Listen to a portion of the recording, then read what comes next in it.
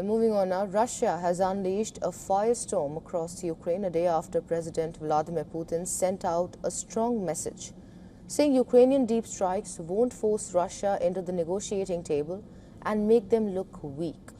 Despite of President Putin admitting to a crunching fuel crisis in Russia, he maintains that Moscow's conditions for a deal are still non-negotiable.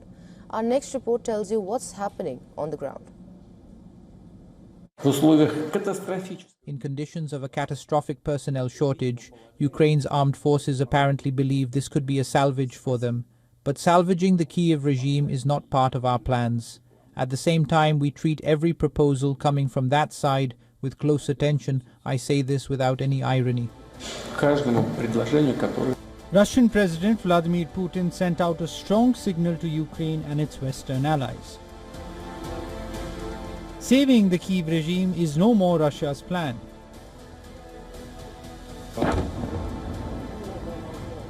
A day later, Moscow has unleashed a new missile and drone blitz across Ukraine, rejecting Ukraine's call to halt long-range strikes. Windows smashed, doors blown out. These images of a gutted passenger minibus struck by a Russian drone in Zaporizhia is a stark reminder of aerial assaults. that aerial assaults are far from over. For the people scrambling for cover, it was a nightmare in a broad light. I heard an FPV, first-person view drone, buzzing in the distance, but I didn't pay attention. There was an explosion. I immediately was in panic. All the airbags deployed. I was covered by the airbags. Then, when I opened my eyes, there was a minibus in front of me.